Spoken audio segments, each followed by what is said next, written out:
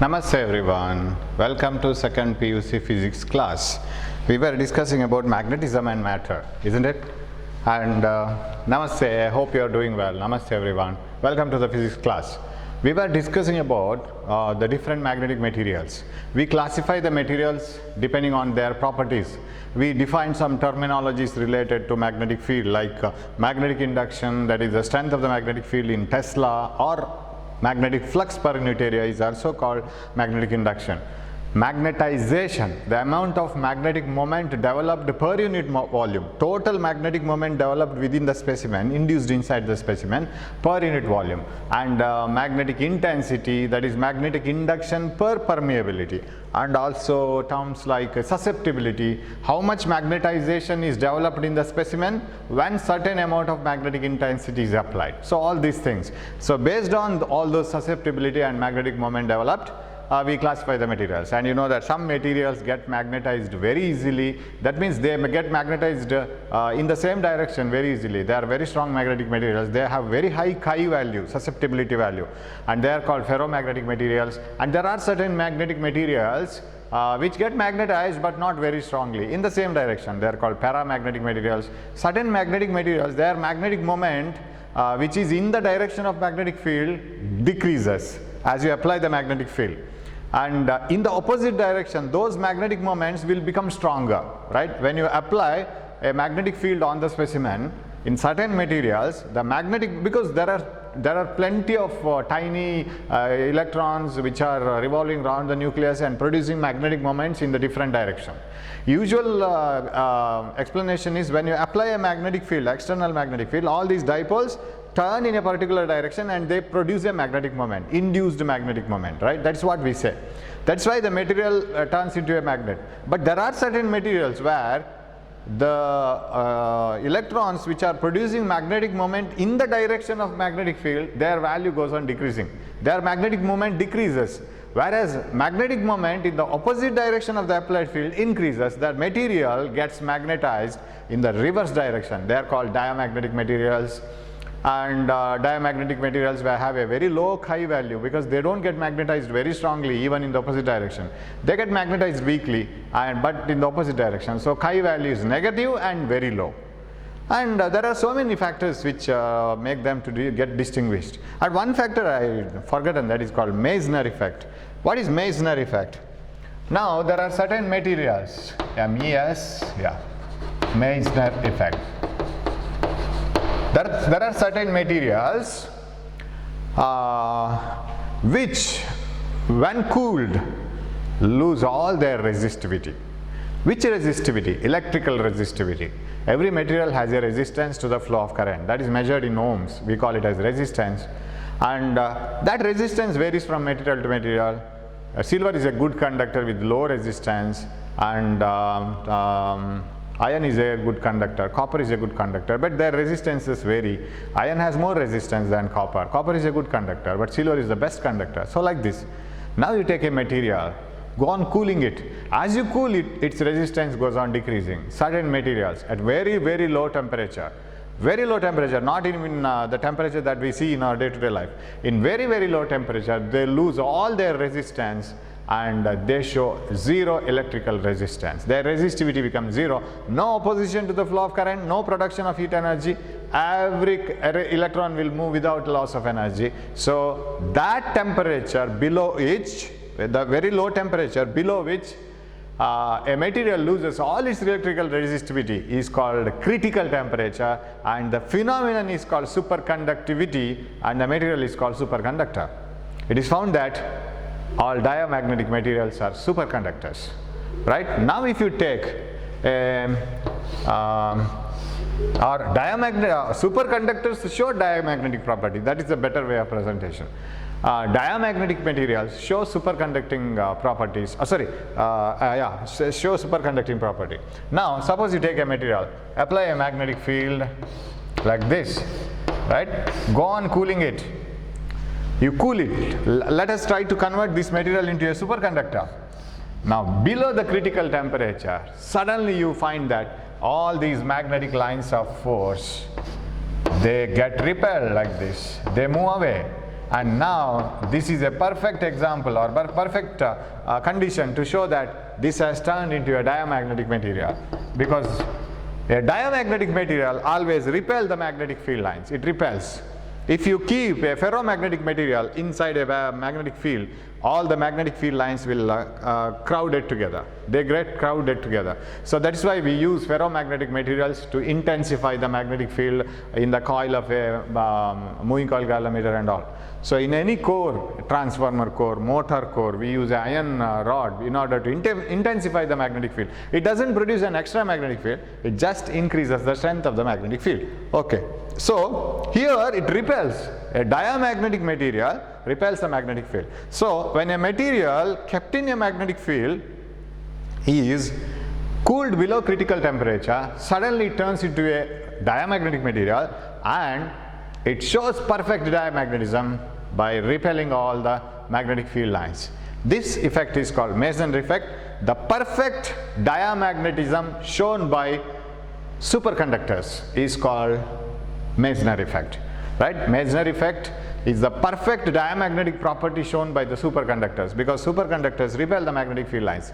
Okay, that is one thing I have forgotten to say. That is shown by the diamagnetic materials. Of course, ferromagnetic materials intensify the magnetic field. Diamagnetic materials, they repel the magnetic field lines. Now, one more important property which was not discussed, it was left in the last class, is the variation of magnetic intensity, magnetic induction with the magnetic intensity. So if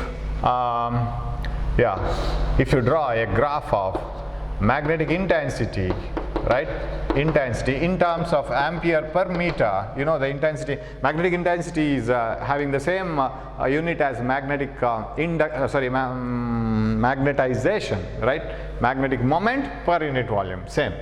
And here magnetic induction, the strength of the magnetic field developed in the specimen, right, mu naught into m, so you can write it as mu into m, magnetization. So this is measured in Tesla, or you can write magnetic induction, magnetic field.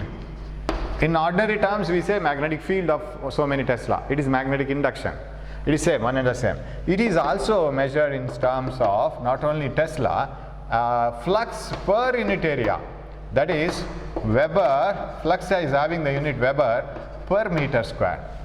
So if you do it like this, then of course flux has a unit of Weber and area is meter square. So you can write it as flux per Weber per meter square or Tesla. If you draw such a graph for dia and paramagnetic materials, it is a straight line.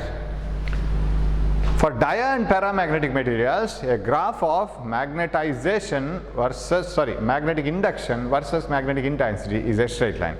But ferromagnetic materials show an entirely different behavior. That is what you call hysteresis behavior. So we will see what is hysteresis. That itself is a long explanation, that property itself. Okay, hysteresis is a Greek word and its meaning is lagging behind. Hysteresis. So Hysteresis, hysteresis. Now if you take a graph containing x-axis with magnetic intensity H, ampere per meter, and magnetic induction, strength of the magnetic field, right, developed by the specimen. Why don't I get to straight line properly? Yes. This is magnetic field, this is Tesla. If you draw a graph like this. Now take a specimen, ferromagnetic material. This is shown by ferromagnetic materials only, connected to a DC battery. We will go on changing its direction by disconnecting it. Now take the material, I don't have color chalk. Oh, surprising, I lost it. Okay, you take a ferromagnetic material, keep it inside. See the behavior of this ferromagnetic material. Start it from zero. This is a battery where you can change the current, right? Keep on changing the current, start from zero. As you apply zero current, you know that magnetic field produced by this solenoid is mu naught Ni, right? V goes on changing, right? And H goes on changing as it changes. Okay. As H increases, that is magnetic intensity which is applied on the specimen. When you take the iron rod, I don't even have chalk, sorry, duster, okay. When you take an iron rod, all the dipoles in the iron rod were producing magnetic moment. Each dipole was having a magnetic moment, but they are oriented in random direction, so that net magnetic moment is zero. That story you know. But as the magnetic intensity is applied, H, who will produce that H, magnetic intensity? Coil will produce it. That H, B by mu, the magnetic induction by permeability. When that H is more and more, H depends on that current.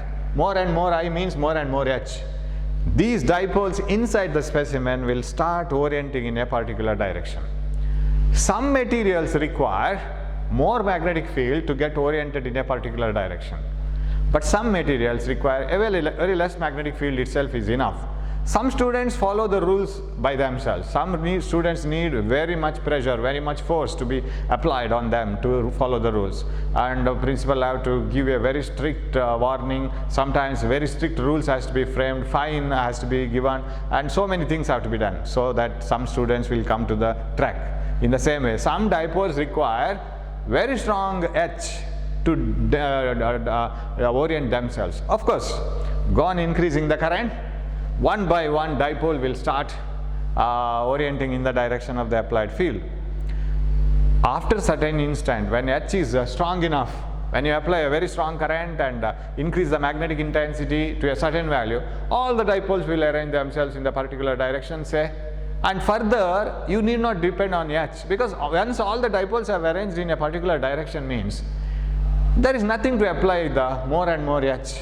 All the dipoles have been arranged. Why do you need to apply H? That is called saturation. So as you start from O, I will call this as O. When H is 0, B is 0. That means when the applied intensity is 0, no dipole was in the, all the dipoles were in random directions, and net magnetic moment is 0, net magnetic induction is also 0. Now as you apply more and more H, B will grow up and it will reach a saturation value. This is the maximum, this is the highest intensity, magnetic intensity required to arrange all the dipoles in the specimen. Once all the dipoles are arranged, if you have gone applying H, there is no increase in B. The magnetic induction produced by the specimen reaches a saturation value, and further increase of H has no meaning at all. Because once all the dipoles are arranged, with whom you are playing now? Nothing to play. So the highest magnetic intensity which produces maximum magnetic induction in the material, right? As if you pour water into a beaker, more the water you pour, more will be the level of water in the beaker. Once the beaker is completely filled, if you go on further filling the water, no use at all, because it has reached its saturation value. This has reached the saturation value. This is the constant magnetic induction. Now the story starts. Go on decreasing the current. Dipoles have arranged, the specimen is a magnet now, go on decreasing the current. Let us decrease the magnetic intensity which you have applied. As you decrease the magnetic intensity, some dipoles will return back, because of the applied external magnetic intensity, they have been arranged in a particular direction. Now if you remove the external force, there is a chance of coming back. But remember, all the magnetic dipoles or magnetic moments will not return. Some of them will simply remain in the same direction. It is as if you don't have any habit of getting early in the morning, and you don't have an habit of writing assignments and submitting in the proper time. You go to the school, teachers tell you how to do that, and they will guide you. They will bring your life into a proper track, and you will follow it. And some people will follow it because of the pressure from the teacher. Suppose all the pressure is removed once you complete all your second PU and go back home. Some students still follow the same rule. They will get up early in the morning even if there is no school or college, and they will do all the things in proper time. They follow the rules. Whatever the rules and regulations taught in the school is again continued, but some don't follow. They were following because of the pressure from the teachers, but now they don't follow. They will be getting up very late and not completing the time in time. They have come back to their original lifestyle. Similarly, some dipoles will retain their original direction and some dipoles will return back to their previous direction. So what happens is, as you decrease the magnetic intensity H, the magnetic induction goes on decreasing, and it doesn't become zero, because some dipoles have retained, they found that this direction itself is better than the original one. So if you draw a graph, as H is decreased, B will start decreasing, but when H becomes zero, that means you completely switch this off. Or you can do another way. Take this iron rod away from this coil. Take it from the coil. That means you are decreasing the magnetic field, isn't it? Taking the iron rod into a place where there is no magnetic field.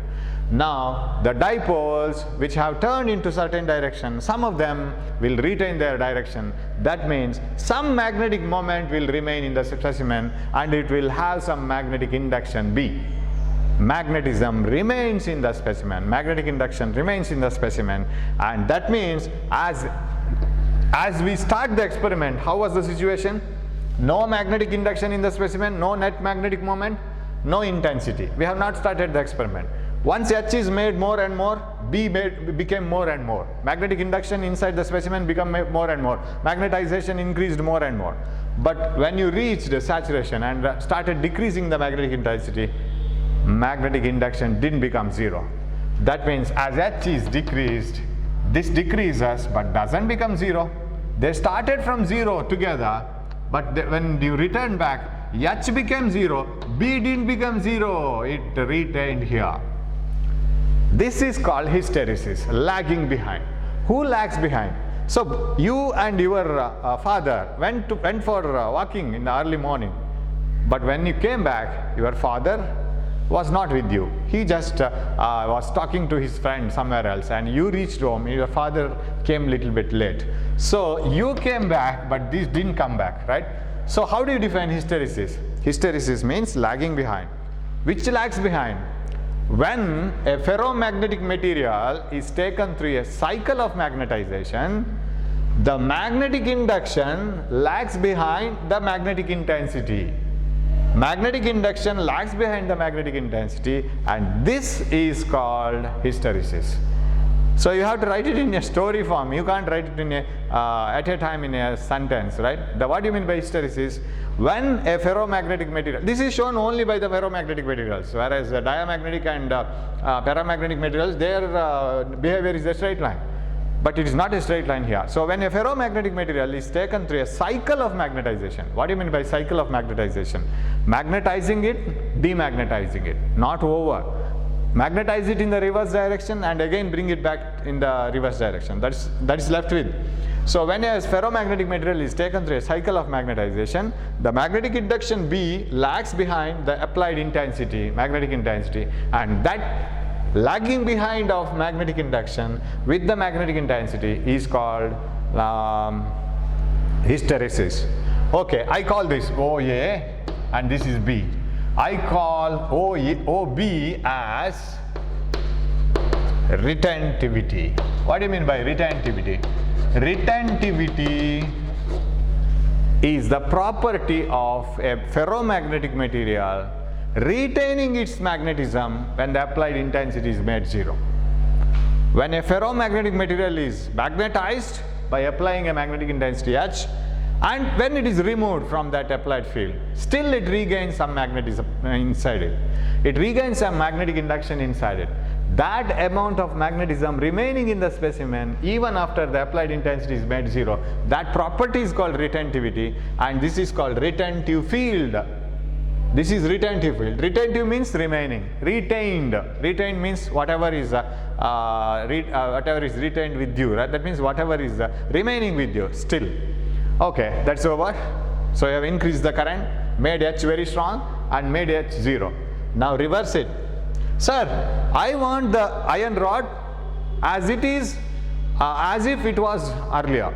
I don't want any magnetism to be remaining in the specimen. Now it is behaving like a magnet. I can't use it, sir. So make it as earlier. What I can do? Now those dipoles which have turned in a particular direction and retaining a magnetic moment in a particular direction, they have to be made random again as if it was earlier. So what to do? Apply a magnetic field in the reverse direction. and bring them forcefully back. So what I can do, all the students have returned back, but some of the students in home, they are following the rules and regulations of the college now also, using mobile very oftenly, not very, they are not using the phone regularly, but only in the limited use and getting up early. They are following the rules. Now you don't want such students, you want irregular students. That means you have to apply the rule in the opposite way. Don't get up early, use the mobile as if you want heavily in a day and all those things. So reverse rule. So apply the current in a reverse direction. Vary it. It was earlier like this, isn't it? Positive here, negative here. Now positive here, negative here. Apply a reverse magnetic field so that the specimen loses what the magnetism it has retained. And if you want to remove this retentive field, you have to apply a reverse intensity. That means you have to come back here. Am I right? You have to apply a reverse magnetic intensity. Reverse the current. That coil produces reverse magnetic field. Suppose it was north here and south here earlier. When you reverse it, this becomes north and this becomes south. Okay.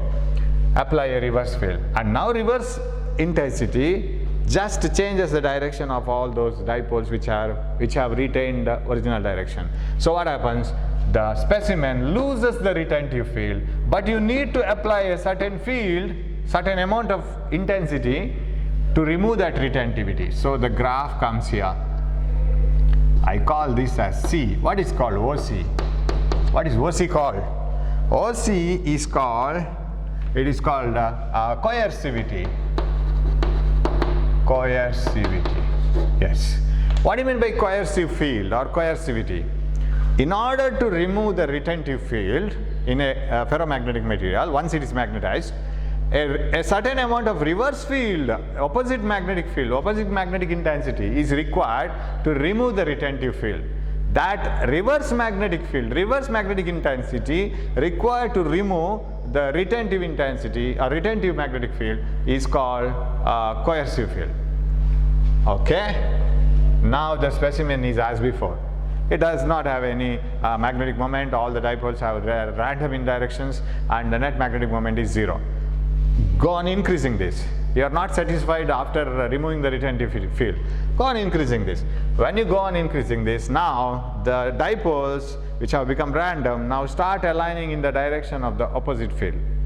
They have been, so same story is we are doing it in the reverse direction. That's all. So when you apply a reverse field on a specimen, the specimen gets magnetized in the reverse direction, but there is a limit once again, as if we have here, because once all the dipoles arrange in opposite direction, then why you need to apply more and more field, because there is nothing to arrange again. So this goes to a saturation once again. What is this? Minus Hm. The magnetic intensity, the maximum magnetic intensity, which introduces the highest magnetic induction in the specimen. Now further increase of Hm doesn't produce any more magnetic induction, because this is minus B, right?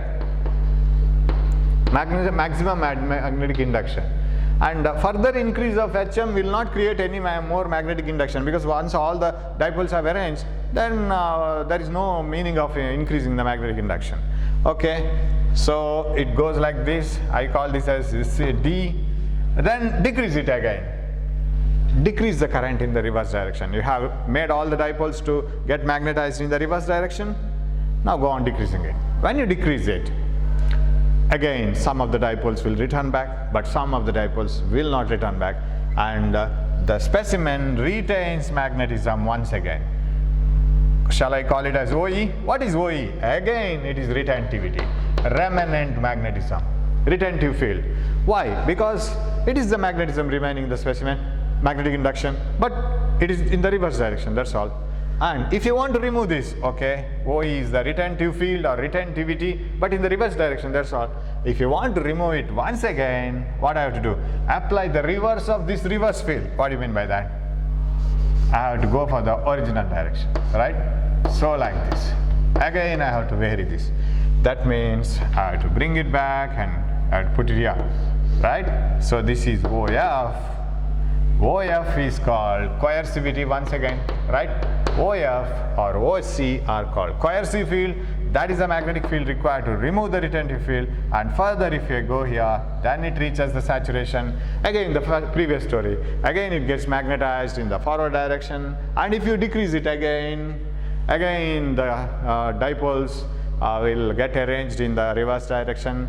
Again the magnetism here, retentivity, so all these things. So you get some very good definitions here.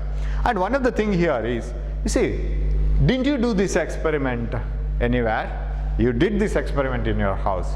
What did you do is, you took a small razor blade or a small magnetic iron rod and just rubbed it against a magnet. Took a magnet and kept on rubbing it against it. That is what we were suggested by the teacher in the lower classes. If you want to magnetize a material, keep on rubbing it. Why do they say you to rub it? Very simple. Bring the magnetic material very close to the magnet. What are you doing here now actually? You are increasing the magnetic field around the specimen. Of course, you can bring the magnet closer or the material closer, one and the same. Bring it into a stronger and stronger field, because magnet, in the vicinity of the magnet, in the neighborhood of the magnet, field is stronger. As you move away, field is weaker, you know it. So as you bring it closer and closer, rubbing is simply a reason, that's all. Actually you need not rub it, just bring it closer, take it away. Bring it closer, take it away, that's all. So when you bring it closer and say closer towards North Pole, take it away. This portion is over, isn't it?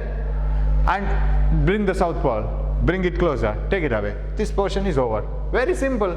So apply the field in the forward direction, magnetize it to the maximum extent, and decrease the magnetic field. If you do this so many times, it retains magnetism. It turns into a very, very beautiful magnet. Usually the people who repair TV and other commodities, they have a screwdriver, right? They magnetize the tip of the screwdriver in the same way. They just rub it against a magnet and the screwdriver gets magnetized, because if they want to put some screws in very small holes and they can't put their fingers into the hole, so what they do, they magnetize this tip of the screwdriver, and the screw is made to touch it. Screw hangs over it, then they can put it into the hole and they can thread it. So that is why they magnetize it. So that is the method. It retains the magnetism. So ferromagnetic materials show hysteresis curve. Very important definitions. What is hysteresis curve? This is called cycle of magnetization, okay? You can finish the arrow marks. What do you mean by cycle of magnetization? A ferromagnetic material is magnetized, demagnetized, magnetized in the reverse direction, again magnetized. This process is called a cycle of magnetization. When a ferromagnetic material is taken through a cycle of magnetization, the magnetic induction lags behind the magnetic intensity. That is called hysteresis. What is coercive retentive field? When a ferromagnetic material is magnetized, taken through a cycle of magnetization, or when it is magnetized and when the applied magnetic field is made zero, HM is made, magnetic intensity is made zero, the magnetic induction remains in the specimen. The magnetic induction remaining in the specimen, even if the applied field is made zero, that is called retentive field. What is coercive field? The reverse magnetic field required to remove the retentive field is called coercive field. So now, the story doesn't end here. We have so many things to study. Once, if the a ferromagnetic material is taken through a cycle of magnetization, then you get a hysteresis loop. This is called hysteresis loop. The area under this hysteresis loop gives the loss of energy, right? Heat produced. Area under the hysteresis loop is directly proportional to the heat energy loss, because when, suppose you do this using an AC, remember you have applied DC here, you can make a fixed amount of cycles. Suppose you apply AC. What is AC? AC which changes the direction now and then by itself. AC keeps on changing the value. Suppose it is a ordinary our home appliance AC, 50 Hertz. In a 50 Hertz AC, in one cycle, such 50 cycles come in 1 second, right? In 1 second, we get 50 cycles, remember. In one cycle, it gets magnetized, right? Gets magnetized, demagnetized. Magnetized in the reverse direction, demagnetized. 2 times it gets magnetized and demagnetized. One cycle will be over, magnetized, demagnetized, reverse magnetized, demagnetized. In one cycle of AC, everything is over. So it gets magnetized and demagnetized 50 times. 50 cycles come up in 1 second. Now what happens to these dipoles? Dipoles have to turn like this, like this, like this. The specimen gets heated inside.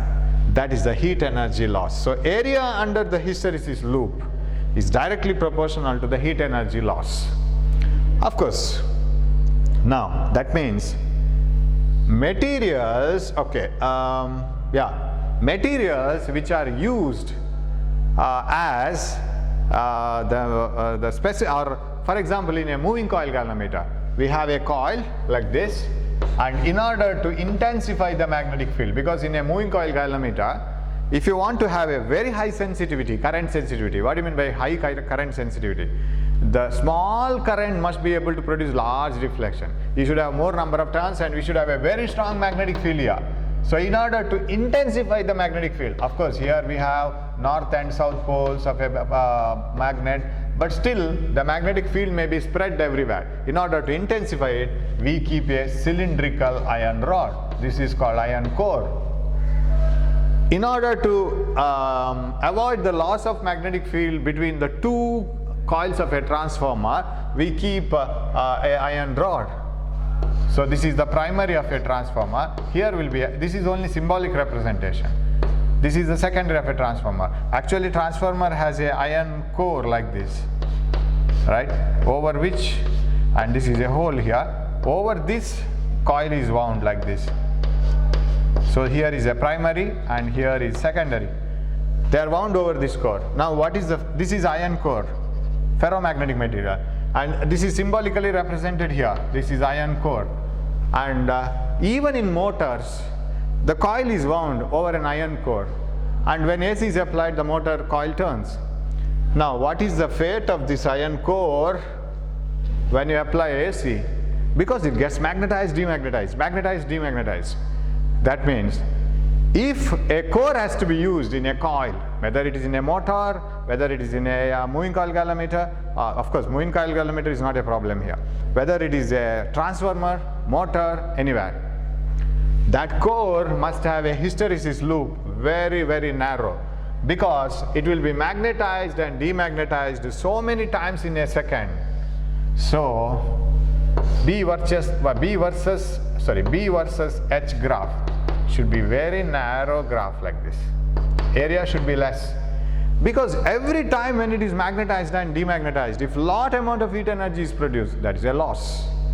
So when for the core of any coil, core in the sense on which it is wound, in the core of a coil in a motor, core of a coil in a transformer, the material used should have low hysteresis area, because it should have low hysteresis energy loss.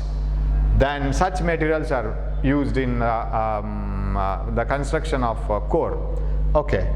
Now go to the case of a temporary magnet, permanent magnet. Suppose you are going to construct a permanent magnet. You see the magnet behind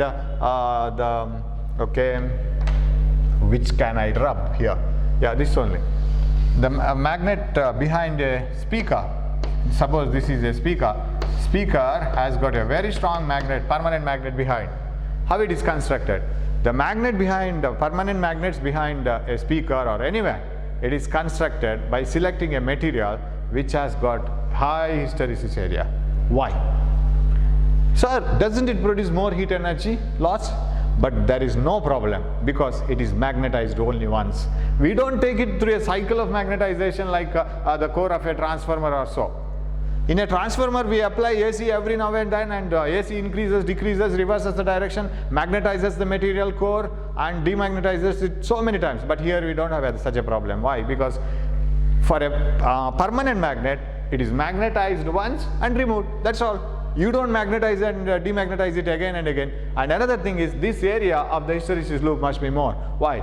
This BO should be very high. It should have high retentivity. So materials selected for permanent magnets must have high retentivity. Very simple logic. Why? Because they should be a very strong magnet, and moreover they should have high permeability also. You know, B is equal to mu into M, isn't it? So what I can rub here? I can rub this. I can rub this. Yeah. Better I rub this also. B is equal to mu into m, right? This mu should also be very high. So for the preparation of permanent magnets, materials having high retentivity and high permeability are used. Because once they are converted into magnet, we don't magnetize it again and again. So we don't have such a problem. That's why even if the area is more, once we will get the loss of heat energy, we don't get it again and again. No problem. But they should have high retentivity, because once they are converted into a magnet, they must retain a very strong magnetic field within them. They must have high coercivity also. Why, sir? Why should they have high coercivity? Suppose you are using this speaker somewhere in a circuit where if you have another magnet, and the magnetic, suppose we have two speakers very close by. The magnetic field of that another speaker shouldn't act like a coercive field and shouldn't remove the magnetism remaining in this specimen, isn't it? So magnetic field of another magnet shouldn't remove the magnetic field of this one, magnetic induction of this one. That means if this has to be removed, you should need a very strong magnetic field. That means reverse magnetic field also should be stronger. So you may be asked in the exam, what are the things needed, what are the criteria needed for the selection of material for permanent magnets? Permanent magnets are constructed using materials which have high retentivity, high coercivity, high permeability. Did you get that? That very, very important logic. So high retentivity, high coercivity and high permeability. What about temporary magnets? You see, temporary magnets have a little different application. Suppose you have a crane, and a crane is connected to a magnet like this, and this suppose this is an iron, very heavy iron block, and it has been connected to a coil, and it is connected to a battery and all. As soon as you pass current through this, it gets turned into a magnet. Now this is passed through junk of materials, say, and I want to separate iron from these junk of materials. So pass this coil or iron rod which is wound with a coil through all these junk of materials. All iron magnetic materials get attracted towards this and take that crane away and stop the current passing through this iron rod and coil. Of course, iron rod is wound with the coil, right? Coil is passing the current. And once you stop the current through the coil, iron rod gets demagnetized and all the junk materials will leave this iron rod and they get separated. So you have to do that in a separate place, right? You pass it through all junk of materials, take it to another place and they leave it once you stop the current. Provided when you stop the current, that means when you stop the applied field, when you stop the current, of course, you switch it on and switch it off. When you switch it on and switch it off, retentivity should be 0. It should be as low as possible. And once you pass through junk materials, it gets attracted. All the iron materials will get attracted. Ferromagnetic materials get attracted. Take it some are far away. Suppose it's a material having high retentivity. What happens? Even if you stop the current flowing through this, it doesn't leave all the magnetic materials. So then you have to separate it. That is another headache. So materials used for temporary magnets should have low retentivity. Once it is demagnetized, it shouldn't retain any magnetism. But as long as current is passing, it should be a very strong magnet. That means mu should be high as earlier for permanent magnets. Because once you pass the current, it should behave like a very strong magnet. Once you stop the current, it should lose all the magnetism, right? So materials used for the construction of temporary magnets must have high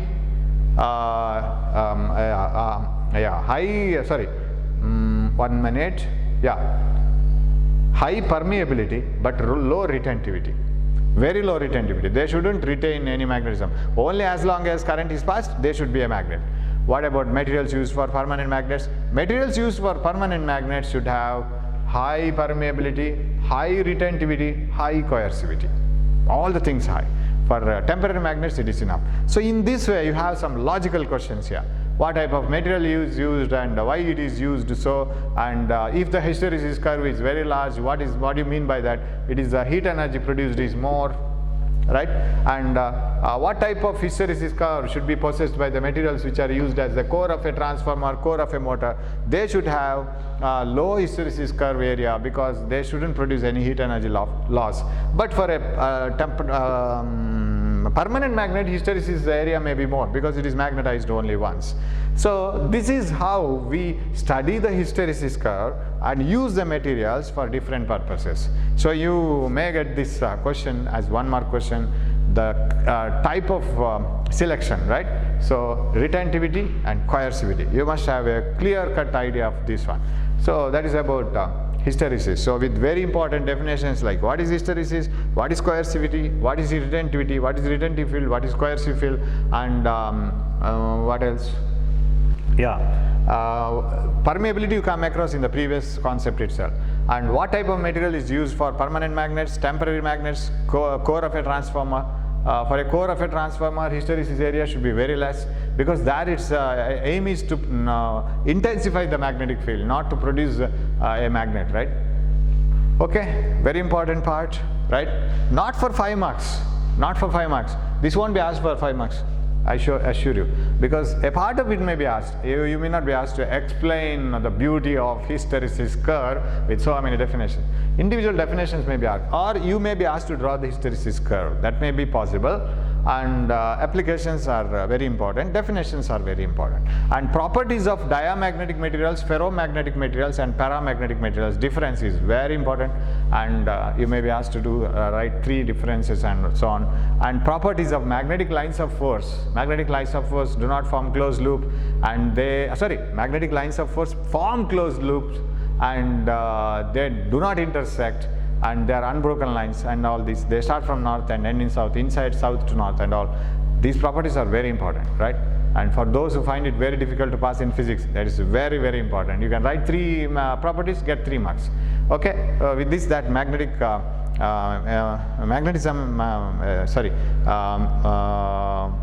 magnetic properties of matter, that comes to an end. And of course, we will move on to the next chapter, and we will do the problems later, right? This has no such a serious problem for theory exam. For entrance exam, you have problems, but for theory exam, you don't have a serious problems here, numerical problems. Okay, so with this, I will end up this class. Thanks for watching my class. And you have to read this chapter again and again because this contains so many terminologies which cannot be remembered for a long time.